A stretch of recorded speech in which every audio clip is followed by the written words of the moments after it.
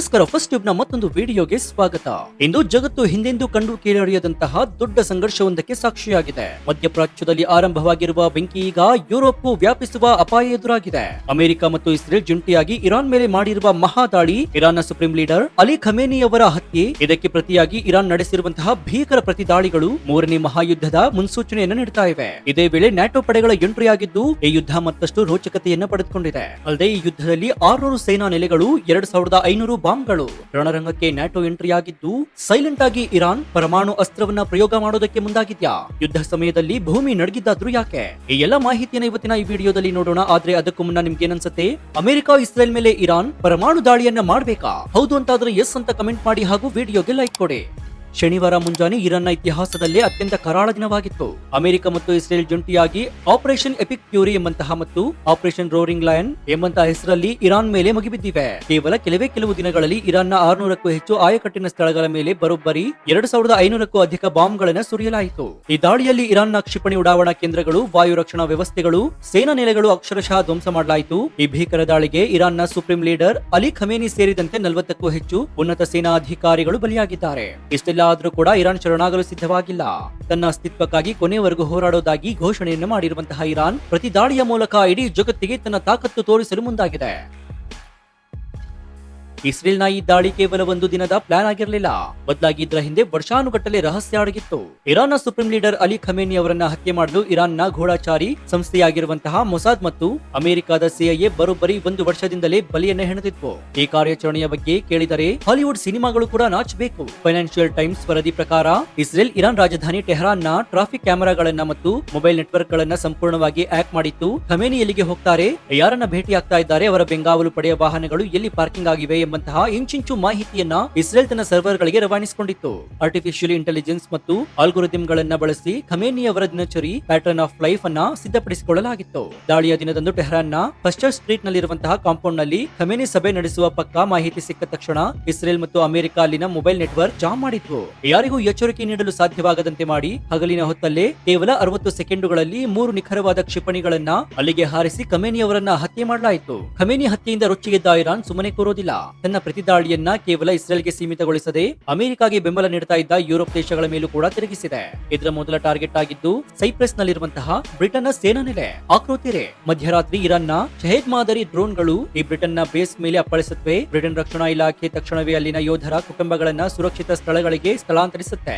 ಇದು ಕೇವಲ ಬ್ರಿಟನ್ ಮೇಲಿನ ದಾಳಿಯಲ್ಲ, ಇದು ನೇರವಾಗಿ ನ್ಯಾಟೋ ಮೈತ್ರಿಕೂಟದ ಮೇಲಿನ ದಾಳಿ ಅಂತ ವಿಶ್ಲೇಷಿಸಲಾಗ್ತಾ ಇದೆ. ಇನ್ನು ನ್ಯಾಟೋದ ಆರ್ಟಿಕಲ್ 5 ನಿಯಮದ ಪ್ರಕಾರ ಮೈತ್ರಿಕೂಟದ ಯಾವುದೇ ಒಂದು ದೇಶದ ಮೇಲಿನ ದಾಳಿಯನ್ನ ಎಲ್ಲ 32 ದೇಶಗಳ ಮೇಲಿನ ದಾಳಿ ಅಂತ ಪರಿಗಣಿಸಲಾಗುತ್ತೆ. ಬ್ರಿಟನ್ ಪ್ರಧಾನಿ ಕಿರ್ ಸ್ಟಾರ್ಮರ್ ಈಗಾಗಲೇ ಅಮೆರಿಕಾಗೆ ತಮ್ಮ ವಾಯುನೆಲೆಗಳನ್ನ ಬಳಸಿಕೊಳ್ಳಲು ಅನುಮತಿಯನ್ನು ನೀಡಿದ್ದಾರೆ. ಇದರಿಂದಾಗಿ ಈ ಯುದ್ಧಕ್ಕೆ ನ್ಯಾಟೋ ಪಡೆಗಳು ಅಧಿಕೃತವಾಗಿ ಎಂಟ್ರಿ ಕೊಡುವ ಸಾಧ್ಯತೆ ಬಹುತೇಕ ಖಚಿತವಾಗಿದೆ. ಇನ್ನು ಇರಾನ್ನ ಸೇಡು ಕೇವಲ ಬ್ರಿಟನ್ಗೆ ನಿಂತಿಲ್ಲ. ದುಬೈ ಬಳಿಯ ಅಲ್ ಮಿಹಾನಾದ್ ಮಿಲಿಟರಿ ನೆಲೆಯ ಮೇಲೂ ಕೂಡ ಇರಾನ್ ಡ್ರೋನ್ ದಾಳಿ ನಡೆಸಿದೆ. ಈ ನೆಲೆಯು ಆಸ್ಟ್ರೇಲಿಯಾದ ಸೇನಾ ಪಡೆಗಳ ಪ್ರಮುಖ ಕೇಂದ್ರವಾಗಿದೆ. ಆಸ್ಟ್ರೇಲಿಯಾದ ರಕ್ಷಣಾ ಸಚಿವ ರಿಚರ್ಡ್ ಮಾಲ್ಸ್ ಅವರು ಈ ದಾಳಿಯನ್ನ ಖಚಿತಪಡಿಸಿದ್ದಾರೆ. ಇದರ ಜೊತೆಗೆ ಇರಾನ್, ಕತಾರ್, ಬಹ್ರೇನ್, ಜಾರ್ಡನ್ ಮತ್ತು ಕುವೈತ್ ನಲ್ಲಿರುವಂತಹ ಅಮೆರಿಕದ ಮಿಲಿಟರಿ ನೆಲೆಗಳನ್ನ ಟಾರ್ಗೆಟ್ ಮಾಡಿದೆ. ಗಲ್ಫ್ ರಾಷ್ಟ್ರಗಳಲ್ಲಿರುವಂತಹ ಅಮೆರಿಕದ ಅಸ್ತಿತ್ವವನ್ನ ಸಂಪೂರ್ಣವಾಗಿ ಅಳಿಸಿ ಹಾಕಲು ಇರಾನ್ ಮುಂದಾಗಿದೆ ಎಂಬುದು ಇದರಿಂದ ಸ್ಪಷ್ಟವಾಗುತ್ತೆ. ಇರಾನ್ನ ಬ್ಯಾಲಿಸ್ಟಿಕ್ ಕ್ಷಿಪಣಿಗಳು ಮತ್ತು ಡ್ರೋನ್ಗಳು ಮಧ್ಯಪ್ರಾಚ್ಯಾದ್ಯಂತ ಹಾಹಾಕಾರವನ್ನ ಸೃಷ್ಟಿಸಿವೆ. ಇನ್ನು ಈ ಭೀಕರ ಯುದ್ಧದ ನಡುವೆ ಇಡೀ ಜಗತ್ತನ್ನ ಬೆಚ್ಚಿ ಬೀಳಿಸುವಂತಹ ಮತ್ತೊಂದು ಘಟನೆ ಇರಾನ್ ನಲ್ಲಿ ನಡೆದಿದೆ. ಇರಾನ್ನ ದಕ್ಷಿಣ ಭಾಗದಲ್ಲಿರುವಂತಹ ಏರಾಶ್ ಪ್ರದೇಶದಲ್ಲಿ ಭೂಕಂಪ ಸಂಭವಿಸಿದೆ. ಅಮೆರಿಕದ ಜಿಯೋಲಾಜಿಕಲ್ ಸರ್ವೆ ಪ್ರಕಾರ ಇದರ ತೀವ್ರತೆ ರೆಕ್ಟರ್ ಮಾಪನದಲ್ಲಿ 4.3ರಷ್ಟಿತ್ತು. ಇದು ಕೇವಲ 10 ಕಿಲೋಮೀಟರ್ ಆಳದಲ್ಲಿ ಸಂಭವಿಸಿತ್ತು. ಈಗ ಎದ್ದಿರುವಂತಹ ಬಹುದೊಡ್ಡ ಪ್ರಶ್ನೆ ಏನಂದ್ರೆ, ಇದು ನೈಸರ್ಗಿಕ ಭೂಕಂಪವೋ ಅಥವಾ ಅಮೆರಿಕ ಇಸ್ರೇಲ್ ದಾಳಿಗೆ ಬೆದರಿದಂತಹ ಇರಾನ್ ರಹಸ್ಯವಾಗಿ ಅಣ್ವಸ್ತ್ರ ಪರೀಕ್ಷೆಯನ್ನ ಮಾಡಿದ್ಯೋ? ಸಾಮಾಜಿಕ ಜಾಲತಾಣದಲ್ಲಿ ಮತ್ತು ರಕ್ಷಣಾ ತಜ್ಞರ ವಲಯದಲ್ಲಿ ಈ ಬಗ್ಗೆ ಭಾರಿ ಚರ್ಚೆ ನಡೀತಾ ಇದೆ. ಒಂದ್ ವೇಳೆ ಇರಾನ್ ಅಣ್ವಸ್ತ್ರ ಪರೀಕ್ಷೆ ಮಾಡಿದ್ದೇ ಆದ್ರೆ ಈ ಯುದ್ಧದ ಸ್ವರೂಪವೇ ಬದಲಾಗುತ್ತೆ. ನೈಸರ್ಗಿಕ ಭೂಕಂಪ ಮತ್ತು ಅಣ್ವಸ್ತ್ರ ಸ್ಫೋಟದ ಕಂಪನಗಳ ನಡುವೆ ವ್ಯತ್ಯಾಸಗಳಿದ್ರೂ ಕೂಡ ಯುದ್ಧದ ಈ ನಿರ್ಣಾಯಕ ಸಮಯದಲ್ಲಿ ಸಂಭವಿಸಿದ ಈ ಕಂಪನ ಜಗತ್ತಿನ ನಿದ್ದೆಯನ್ನ ಕೆಡಿಸಿದೆ. ಇನ್ನು ಪರಿಸ್ಥಿತಿ ಕೈಮೀರ್ತಾ ಇರೋದನ್ನ ಅರಿತಂತಹ ಅಮೆರಿಕ ಈಗ ಭಾರಿ ಕಟ್ಟೆಚ್ಚರವನ್ನ ವಹಿಸಿದೆ. ಇದಕ್ಕೆ ಪ್ರಮುಖ ಕಾರಣ ಸೌದಿ ಅರೇಬಿಯಾದ ರಾಜಧಾನಿ ರಿಯಾದ್ ನಲ್ಲಿರುವಂತಹ ಅಮೆರಿಕದ ರಾಯಭಾರ ಕಚೇರಿಯ ಮೇಲೆ ಇರಾನ್ 2 ಡ್ರೋನ್ಗಳ ಮೂಲಕ ದಾಳಿ ಮಾಡಿದೆ. ಈ ದಾಳಿಯಿಂದ ಕಚೇರಿಯ ಆವರಣದಲ್ಲಿ ಬೆಂಕಿ ಕಾಣಿಸಿಕೊಂಡಿದೆ. ಇದರಿಂದ ಹೈ ಅಲರ್ಟ್ ಆಗಿರುವಂತಹ ಅಮೆರಿಕದ ಸ್ಟೇಟ್ ಡಿಪಾರ್ಟ್ಮೆಂಟ್ ತಕ್ಷಣವೇ ಮಹತ್ವದ ಆದೇಶವೊಂದನ್ನ ಹೊರಡಿಸಿದೆ. ಮಧ್ಯಪ್ರಾಚ್ಯದ ಜಾರ್ಡನ್, ಬಹ್ರೇನ್, ಇರಾಕ್, ಕುವೈತ್ ಮತ್ತು ಕತಾರ್ ನಲ್ಲಿರುವಂತಹ ತನ್ನ ಎಲ್ಲಾ ಸರ್ಕಾರಿ ನೌಕರರು, ಅದರ ಕುಟುಂಬಗಳು ಮತ್ತು ರಾಯಭಾರಿ ಕಚೇರಿಗಳನ್ನ ಮುಚ್ಚಿ ತಕ್ಷಣವೇ ಜಾಗ ಖಾಲಿ ಮಾಡುವಂತೆ ಸೂಚಿಸಿದೆ. ಅಮೆರಿಕದ ನಾಗರಿಕರಿಗೂ ಆಶ್ರಯ ಪಡೆಯಲು ವಾರ್ನಿಂಗ್ ನೀಡಲಾಗಿದೆ. ಅಂದ್ರೆ ಮುಂದಿನ ದಿನಗಳಲ್ಲಿ ಈ ಪ್ರದೇಶದಲ್ಲಿ ಇನ್ನಷ್ಟು ಭೀಕರ ದಾಳಿಗಳು ನಡೆಯುವುದು ನಿಶ್ಚಿತ ಎಂಬ ಮುನ್ಸೂಚನೆಯನ್ನ ಅಮೆರಿಕ ನೀಡಿದೆ. ಇನ್ನು ಈ ಸಂಘರ್ಷ ಕೇವಲ ಬಾಂಬ್ ಮತ್ತು ಕ್ಷಿಪಣಿಗಳಿಗೆ ಮಾತ್ರ ಸೀಮಿತವಾಗಿಲ್ಲ. ಇರಾನ್ ಕೈಲಿರುವಂತಹ ಅತಿ ದೊಡ್ಡ ಬ್ರಹ್ಮಾಸ್ತ್ರ ಅಂದ್ರೆ ಅದು ಹಾರ್ಮುಜ್ ಜಲಸಂಧಿ. ಜಗತ್ತಿನಾದ್ಯಂತ ಬಳಕೆಯಾಗುವ ಒಟ್ಟು ಕಚ್ಚಾ ತೈಲದ 20%ಕ್ಕೂ ಹೆಚ್ಚು ತೈಲ ಸರಬರಾಜು ಆಗುವುದು ಇದೇ ಕಿರಿದಾದ ಸಮುದ್ರ ಮಾರ್ಗದ ಮೂಲಕ. ಅಮೆರಿಕ ಮತ್ತು ಇಸ್ರೇಲ್ ದಾಳಿಗೆ ಪ್ರತಿಯಾಗಿ ಇರಾನ್ ಈಗ ಹಾರ್ಮುಜ್ ಜಲಸಂಧಿಯನ್ನ ಸಂಪೂರ್ಣವಾಗಿ ಬಂದ್ ಮಾಡುವ ಬೆದರಿಕೆಯನ್ನು ಹಾಕಿದೆ. ಒಂದ್ ವೇಳೆ ಇರಾನ್ ತನ್ನ ನೌಕಾಪಡೆಯ ಮೂಲಕ ಈ ಮಾರ್ಗವನ್ನ ತಡೆದಿದ್ದೇ ಆದ್ರೆ ಜಾಗತಿಕ ತೈಲ ಮಾರುಕಟ್ಟೆಯಲ್ಲಿ ಭೂಕಂಪವೇ ಸೃಷ್ಟಿಯಾಗುತ್ತೆ. ಕೇವಲ ಒಂದೇ ದಿನದಲ್ಲಿ ಪೆಟ್ರೋಲ್ ಮತ್ತು ಡೀಸೆಲ್ ಬೆಲೆಗಳು ಗಗನಕ್ಕೇರುತ್ತವೆ. ಅಮೆರಿಕ, ಯುರೋಪ್ ಸೇರಿದಂತೆ ಭಾರತದಂತಹ ಅಭಿವೃದ್ಧಿಶೀಲ ರಾಷ್ಟ್ರಗಳ ಆರ್ಥಿಕತೆಯು ಅಕ್ಷರಶಃ ನಲುಗೋಗುತ್ತೆ. ತೈಲಕ್ಕಾಗಿ ಹಾಹಾಕಾರ ಶುರುವಾದ್ರೆ ಅದು ಮತ್ತೊಂದು ಜಾಗತಿಕ ಆರ್ಥಿಕ ಕುಸಿತಕ್ಕೆ ಕಾರಣವಾಗುವುದು ಖಚಿತ.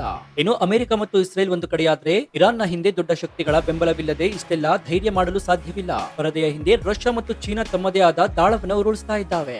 ಗುಪ್ತಚರ ವರದಿಗಳ ಪ್ರಕಾರ ರಷ್ಯಾ ಈಗಾಗಲೇ ಇರಾನ್ಗೆ ತನ್ನ ಅತ್ಯಾಧುನಿಕ S-400 ವಾಯು ರಕ್ಷಣಾ ವ್ಯವಸ್ಥೆಯನ್ನ ರಹಸ್ಯವಾಗಿ ಪೂರೈಸಿದೆ. ಅಮೆರಿಕದ ಫೈಟರ್ ಜೆಟ್ಗಳನ್ನ ಹೊಡೆದುರುಳಿಸಲು ಇರಾನ್ಗೆ ರಷ್ಯಾ ತಾಂತ್ರಿಕ ನೆರವನ್ನ ನೀಡ್ತಾ ಇದೆ. ಇನ್ನೊಂದು ಕಡೆ ಚೀನಾ ಇರಾನ್ನಿಂದ ಅಪಾರ ಪ್ರಮಾಣದ ತೈಲವನ್ನು ಖರೀದಿ ಮಾಡುವ ಮೂಲಕ ಅಮೆರಿಕದ ಆರ್ಥಿಕ ದಿಗ್ಬಂಧನಗಳ ನಡುವೆಯೂ ಕೂಡ ಇರಾನ್ಗೆ ಆರ್ಥಿಕ ಆಮ್ಲಜನಕವನ್ನು ಒದಗಿಸ್ತಾ ಇದೆ. ಒಂದು ವೇಳೆ ನ್ಯಾಟೋ ಪಡೆಗಳ ಅಧಿಕೃತವಾಗಿ ಇರಾನ್ ಮೇಲೆ ಯುದ್ಧ ಸಾರಿದ್ರೆ ರಷ್ಯಾ ಮತ್ತು ಚೀನಾ ಕೂಡ ಇರಾನ್ ಬೆಂಬಲಕ್ಕೆ ನಿಲ್ಲುವುದು ಬಹುತೇಕ ಖಚಿತ. ಆಗ ಇದು ಕೇವಲ ಮಧ್ಯಪ್ರಾಚ್ಯದ ಯುದ್ಧವಾಗಿ ಉಳಿಯೋದಿಲ್ಲ, ಬದಲಾಗಿ ಅಧಿಕೃತವಾಗಿ ಮೂರನೇ ಮಹಾಯುದ್ಧವಾಗಿ ಮಾರ್ಪಡುತ್ತೆ.